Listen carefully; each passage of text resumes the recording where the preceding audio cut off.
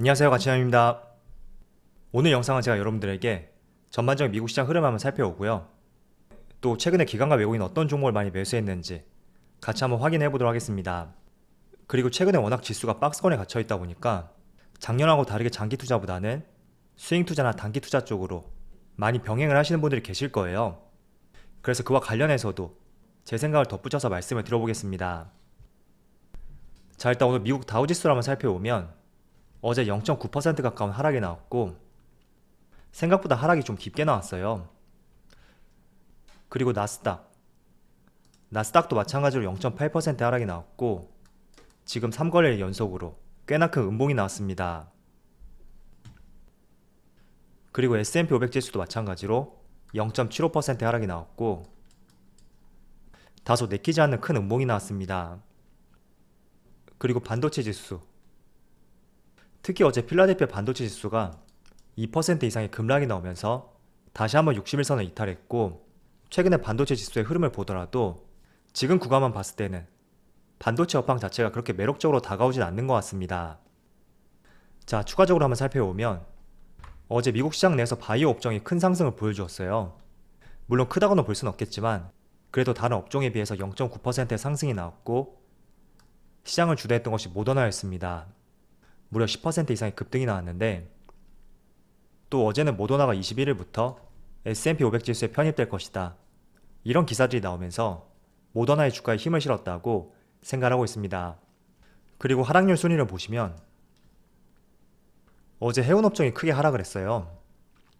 그리고 원자재 관련 업종들, 자동차, 에너지, 반도체, 레저, 은행, 이런 순서였는데, 물론 이렇게 하락을 보였다고 해서 국내 시장에도 그대로 같은 업종들이 하락을 보일 것이다, 그렇게 연결을 지을 수는 없습니다.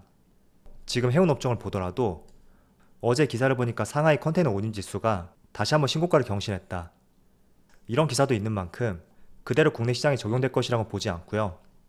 물론 그렇다고 하더라도 하락이 깊었던 만큼 국내 시장에도 조금은 연관성을 보이지 않을까, 이렇게 보여지는 것 같습니다.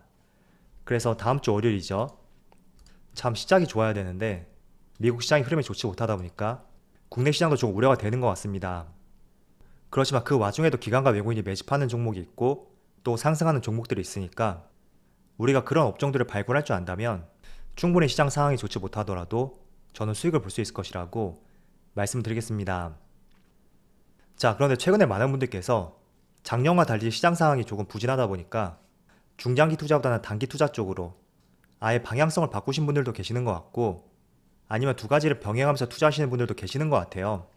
그래서 제가 조금은 단기적인 방향성을 잡을 수 있는 방법에 대해서 한번 말씀을 드려보겠습니다. 자, 우리가 투자를 할 때 대부분의 주식을 처음 접하실 분들이라면 대형주 위주로 많이 들어봤던 종목들, 그런 종목들을 투자하는 경향이 있습니다. 그런데 정말 우리가 흔히 알고 있는 그런 대형주들, 우량한 기업이고 실적이 좋기 때문에 투자한다, 이런 생각을 갖고 투자를 하신다면 저는 단기 투자에는 적합하지 않다고 생각을 하고 있습니다. 어쨌든 장기적으로 투자하는 종목들하고 단기적으로 투자하는 종목, 우리가 투자로 삼을 수 있는 지표가 정말 다르거든요. 예를 들어 장기 투자를 할 때는 제가 항상 말씀을 드렸듯이 실적에 기반을 해서 주가가 횡보하고 있거나 조용한 구간, 그런 구간을 활용해서 모아나가는 전략이 중요하고, 조금은 내가 단기적으로 접근했다면 지금 시장에 화두가 되고 있는 주제, 그 주제를 잘 포착할 필요가 있습니다. 삼성전자는 물론 장기 투자하기에 좋은 종목이고 실적과 업황 모두 긍정적이기 때문에 지금처럼 조용한 구간에서는 장기 투자하기에 모아가기 좋은 종목이지만, 반대로 단기 투자할 때는 절대로 투자해서는 안 되는 종목이다, 이렇게 정리를 할 수가 있습니다. 그래서 단기 투자를 할 때 시장에 어떤 재료가 화두가 되고 있는지 이 부분을 캐치하는 것이 정말 중요하고, 아니면 지난번에도 말씀을 드렸듯이 코스피 시가총액 상위 종목들을 보시면서 기관과 외국인의 수급이 어떤 종목에 몰리고 있는지, 그리고 그 종목이 발굴이 되었다면 어떤 재료가 있는지, 이렇게 하나하나씩 찾아보는 전략이 정말 중요합니다. 자, 예를 들어서 말씀을 드려볼게요. 지금 코스피 시가총액 상위 종목인데 1위부터 15위까지 나와 있거든요. 제가 만약에 여기서 단기 투자를 한다면, 물론 지금 당장 투자한다는 것이 아니라 관심 종목으로 분류할 수 있는 종목, 그 종목을 뽑아본다면 저는 네이버, 그리고 삼성바이오로직스, 삼성 SDI, 이렇게 세 종목만 관심 종목으로 분류를 해볼 것 같습니다. 자, 그 이유에 대해서 말씀을 드려보면 반도체 업황, 솔직히 부진하지 않고 며칠 전에 삼성전자의 실적을 보셨듯이 굉장히 긍정적으로 나왔습니다. 그렇지만 지금 반도체를 보는 시각 자체가 조금은 논란의 여지가 많거든요. 뭐 피크아웃이라는 이야기도 있고 D램 가격이 반등하지 못할 것이다, 이런 이야기도 나돌고 있습니다. 그래서 그렇다 보니까 지금 기관과 외국인의 수급을 보더라도 연속성이 없고 정말 오래 매수해봤자 이틀이고 그 이상을 매수하지 않고 있습니다. 그래서 단기적인 시각으로 봤을 때는 반도체를 보는 시각 자체가 그렇게 썩 긍정적이지 못하기 때문에 저는 투자 종목에서 제외를 하는 것이고, 지금 카카오도 마찬가지예요. 최근에 21선에 이탈했고 또 카카오뱅크하고 카카오페이의 상장, 이제 한 달도 채 안 남았는데 이 두 종목이 상장하게 되면 약 시가총액 40조 원이 떨어져 나가게 됩니다. 그렇다면 단기적인 충격이 올 수 있다는 가능성이 있기 때문에 단기적으로 투자하기 적합한 종목이라고 분류를 하기에는 좀 어려운 것 같습니다. 자, 그런 측면에서 지금 다른 종목도 마찬가지예요. 자동차 관련주도 장기적으로 봤을 때는 저는 충분히 매수하기 좋은 구간이라고 생각을 하지만 단기적인 시각으로 봤을 때는 우리가 기대할 수 있는 이슈, 재료들, 이런 것들이 좀 부재하기 때문에 투자하기는 좀 적합하지 않다, 이렇게 분류를 해볼 수가 있습니다. 자, 그렇다면 네이버하고 삼성바이오로직스 그리고 삼성 SDI, 이 세 종목을 제가 분류한 이유에 대해서 한번 말씀을 들어볼게요. 먼저 삼성 SDI 같은 경우에는 제가 정말 많이 말씀을 드렸던 것 같아요. 2차전지 대장주 중에서 지금 LG화학과 SK이노베이션, 원래 삼성 SDI의 경쟁사들이 있었는데 분할 이슈가 있습니다. 그렇다 보니 2차전지를 매수하려는 매수 주체가 약간의 리스크를 갖고 있는 LG화학과 SK이노베이션, 이 두 기업보다는 삼성 SDI로 집중될 수밖에 없고, 또 최근에 미국 투자 소식, 기대할 수 있는 재료가 상존하고 있단 말이죠. 그리고 최근의 흐름을 보더라도 2차전지 소재 기업들까지 정말 흐름이 좋습니다. 그래서 우리가 삼성 SDI를 기대할 수 있는 재료가 있기 때문에 한번 관심 종목에 분류를 해서 계속해서 관찰할 수 있는 종목이 될 수 있는 것입니다. 자, 그렇다면 삼성 바이오로직스, 이 종목은 제가 한번 말씀을 들어보면 삼성 바이오로직스는 최근에 모더나 관련주로서 같이 엮여 있다고 볼 수가 있거든요. 그런데 방금 전에 보여드렸던 대로 모더나가 S&P 500 지수에 편입이 되었고 또 빠르면 8월부터 모더나 백신을 위탁 생산할 것이다, 이런 이야기가 돌고 있습니다. 그래서 기대할 수 있는 재료가 있다는 거죠. 우리가 흔히 소문에 사서 뉴스에 팔아라, 이런 말이 있는데 어쨌든 그런 내용이 적용되는 것은 재료 소멸이 되는 내용들, 그런 내용들이라면 정말 뉴스에 사서 소문에 팔아라, 이 말이 적용이 될 수가 있습니다. 예를 들어서 저번에 문재인 대통령이 미국에 방문하면서 모더나와 백신 계약이 성사되었다, 이런 기사가 발표됨에 따라서 그 다음날 주가가 폭락을 했는데 정말 주식의 흐름을 이해하지 못했다면 소문에 사서 뉴스에 팔아라, 그대로 적용이 된다고 볼 수가 있겠지만 그동안 삼성 바이오로직스를 챙겨보셨던 분들이라면 문재인 대통령이 미국에 방문하기 전에 이미 기사가 끊임없이 나돌고 있었고 또 기대감이 조성이 되어서 주가가 크게 상승이 나왔던 위치였습니다. 그래서 그런 기사들, 그런 기사가 아니라면 지금 이 종목을 중심으로 기대할 수 있는 재료, 뉴스거리들이죠. 이런 것들이 공존하는지 필히 이 부분을 짚어볼 필요가 있고, 그런 측면에서 지금 삼성 SDI하고 삼성 바이오로직스, 우리가 기대할 수 있는 재료와 이슈, 뉴스거리들이 공존하고 있다, 저는 이렇게 생각하고 있습니다. 자, 그리고 네이버 같은 경우에는 다들 아시겠지만 카카오하고 네이버 원래 흐름이 조금 비슷했어요. 그런데 최근의 흐름을 보면 네이버는 상승을 하고 있고 또 카카오는 주춤하는 모습을 보여주고 있는데, 이런 부분이 어떻게 본다면 카카오에 대해서는 자회사 상장 이슈에 대한 부담감, 그런 것들이 작용된 반면에 네이버는 좀 자유로울 수 있는 그런 종목이라고 보여지는 것 같습니다. 그래서 지금 제가 말씀드렸던 네이버, 삼성 바이오로직스, 삼성 SDI, 이 세 종목의 수급을 보더라도 기관과 외국인이 꾸준히 매집하고 있는 종목 중에 하나입니다. 제가 수급을 한번 보여드릴게요. 자, 이렇게 화면이 좀 작아서 제가 이렇게 두 개를 같이 띄워놓고 보여드릴게요. 먼저 12일부터 17일까지 삼성전자부터 한번 확인해 보겠습니다. 자, 여러분들이 보실 부분은 날짜는 지난 한 주 동안으로 제가 설정했으니까 여기 외국인과 기관의 수급을 한번 살펴보세요. 먼저 삼성전자, SK하이닉스. 하이닉스는 그래도 수급이 많이 들어와 있죠. 제 생각에 하이닉스 같은 경우에는 최근에 8인치 파운드리 품귀 현상에 대해서 계속해서 언론 보도가 나오고 있습니다. 내년까지 8인치 파운드리 품귀 현상이 지속될 전망이다, 이런 보도가 남에 따라서 지금 DBIT를 중심으로 수급이 강하게 몰리고 있다. 이렇게 볼 수가 있거든요. 자, 한번 계속 내려가 볼게요. 네이버. 지금 네이버의 수급을 보시면 외국인 기관 모두 크게 매수세를 보여주고 있죠. 반면에 카카오 완전히 상반되는 흐름이라고 볼 수가 있고, 삼성전자 우선주, 삼성바이오로직스 마찬가지로 기관과 외국인이 강한 순매수를 보여주고 있습니다. 그리고 연기금도 꾸준히 매수세를 보여주고 있어요. 그리고 LG화학 매도세가 상당히 거칠고, 반면에 SDI는 기관의 꾸준한 매수세가 이어지고 있습니다. 그리고 현대차도 마찬가지로 기관과 외국인이 강한 매도세를 보여주고 있고, 셀트리온, 기아는 그래도 소폭의 매수세를 보여주고 있네요.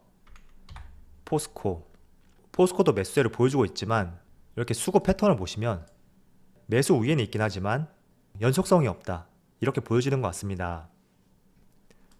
그리고 현대모비스의 수급이 조금씩 들어오고 있는데 지난 한 주 동안이거든요. 외국인이 일주일 연속으로 매수세를 보여주었고 기관의 이틀을 제외하고 모두 매수세를 보여주었습니다. 그래도 과거에 비해서는 매수세가 좀 들어오고 있다, 이렇게 보여지는 것 같고요. 한번 이 부분을 꾸준히 지켜볼 필요가 있는 것 같아요. 그리고 LG생활건강, LG전자 이렇게 수급을 보더라도 기관과 외국인의 매수 우위에 있는 종목들이 꽤나 있습니다. 그렇지만 단지 수급만 보고 매수 종목으로 고려하기에는 조금 아쉬운 점이 있으니까 수급이 들어오고 있다고 하더라도 또 특별한 재료가 있다면 조금 더 투자하는 데 자신감을 가질 수가 있습니다. 어쨌든 그 기업을 바라볼 때 여러 가지 각도로 바라볼 거란 말이에요. 차트의 위치도 볼 수 있고 재료, 실적, 수급 다양한 관점으로 바라볼 텐데 그 종목을 긍정적으로 해석할 수 있는 주변 요소들, 그런 것들이 많다면 조금 더 우리가 투자하기에 자신감을 가질 수가 있으니까 수급의 방향성을 결정하는 것은 맞지만 이 수급 외에도 꺼지지 않는 재료, 뉴스거리들이 있는지 그런 부분도 같이 한번 검토를 해보시면서 최종적으로 투자할 때는 차트의 위치를 보면서 적절한 시점에 투자를 해보셨으면 좋겠습니다. 물론 지금 제가 여러분들에게 네이버하고 삼성바이오로직스 그리고 삼성 SDI 단기 투자에 관심 종목으로서 이 세 종목을 분류해봤는데 이게 한 달 뒤, 두 달 뒤 혹은 일주일 뒤에 그대로 입장을 유지한다는 보장은 없습니다. 왜냐하면 말씀을 드렸듯이 단기적인 시각으로 지금 이 세 종목을 바라본 것이지 또 지금에 기대하고 있는 이슈들 이런 것들이 조금 훼손이 되거나 수급이 굉장히 꼬여버리거나 그런 상황이 온다면 또 저도 투자하기에 매력적이지 않은 종목으로서 그렇게 분류를 해볼 수가 있으니까 지금 이 관점이 일주일 뒤에도 적용이 될 것이고 한 달 뒤, 두 달 뒤 그때도 동일할 것이다, 이렇게 이해를 하는 것은 조금 위험할 수가 있습니다. 그래서 항상 끊임없이 뉴스를 보시면서 지금 시장에 어떤 것이 화두가 되고 있고 그 재료가 꺼지지 않았는지 그리고 계속해서 기대해볼 수 있는 재료인지 더불어 기관과 외국인의 수급이 같이 받쳐주는지 이런 점들 잘 파악하시면서 제가 어제 여러분들에게 매수 위치를 말씀을 드렸죠. 그런 시점이 왔을 때 한 번씩 공략을 해본다면 충분히 단기적으로 수익을 볼 수 있는 가능성이 높아질 것이라고 말씀드리겠습니다. 자, 그럼 이렇게 마무리 짓고요.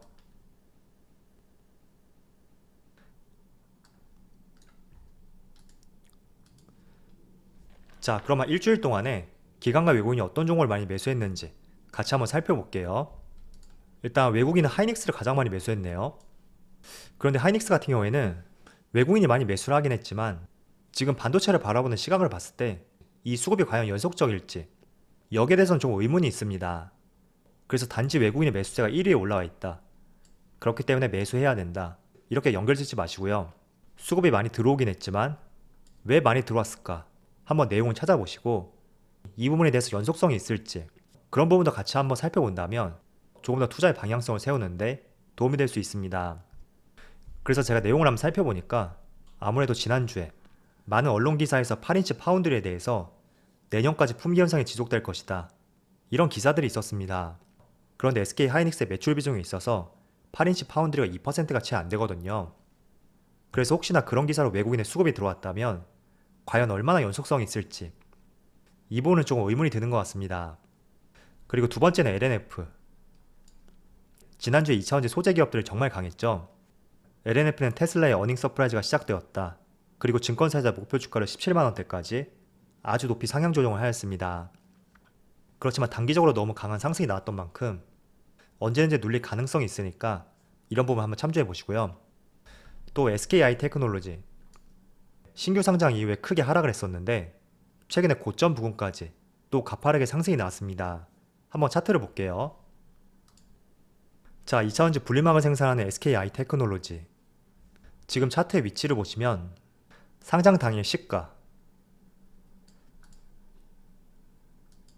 지금 상장 당일 시가 근처에서 지난주 금요일날 장이 종료되었습니다. 그런데 지금 위치를 보시면 소폭 뚫었다고 볼 수가 있는데 약 3,000원 차이거든요. 저는 확실하게 돌파했다, 이렇게 보기에는 조금 무리가 있는 것 같아요. 그래서 만약에 정말로 확실하게 내일 돌파를 하게 된다면 눌린 구간을 보여준 뒤에 조금 더 상승 가능하지 않나, 이렇게 생각을 해볼 수가 있고, 이런 흐름을 한번 지켜볼 필요가 있는 것 같습니다. 자, 이어서 삼성바이오로직스, 솔루스 첨단소재, 한국금융지주, 포스코, 네이버, 이런 종목들을 또 많이 매수했고, 그 다음에 기관을 보면 네이버, 삼성바이오로직스, 삼성 SDI, 고려아연, 솔루스 첨단소재, DB하이텍, 이런 종목들을 많이 매수했네요. 자, DB하이텍 한번 수급을 볼게요. 자, DB하이텍의 수급을 보면 제가 한 달 동안으로 설정했는데 기관과 외국인이 많이 매수를 보여주는 것 같습니다. 물론 기관이 조금 더 강하게 매수를 보여주는 것 같고 연기금도 계속 매수세가 들어오고 있네요. 그리고 날짜를 일주일로 줄여보면 여전히 기관을 중심으로 매수세가 들어오고 있고, 그리고 차트의 위치를 보더라도 어제 말씀드렸던 내용대로 두 번의 저점을 형성하고 지금 방향성 자체가 우상향 쪽으로 흐름을 보여주는 것 같습니다. 그래서 다음 주에도 한번 연속적으로 수급이 들어오든지 한번 지켜본다면 지금 계속 수급이 들어오는 만큼 추가적으로 상승 가능성도 있다, 이렇게 보여지네요. 자, 이번 주 금요일날 미국 시장이 참 좋지 못해서 왠지 다음 주 월요일날 시장이 좋지 못할 것이라고 예상이 되는데 지난주에 우리나라 시장을 봤을 때는 뒷심이 정말 강했습니다. 그래서 혹시나 출발이 좋지 못하더라도 뒷심과 함께 상승이 나올 수 있으니까 한번 오전보다는 오후장을 도모해보면서 코스피와 코스닥 지수가 반등이 나오는지 같이 한번 살펴보시면서 투자의 계획을 갖고 계시다면 적절한 시점에 성공적인 투자를 하셨으면 좋겠습니다. 자, 그럼 오늘 영상 여기서 마치도록 하고요. 언제나 여러분들의 성공 투자를 기원하도록 하겠습니다. 감사합니다.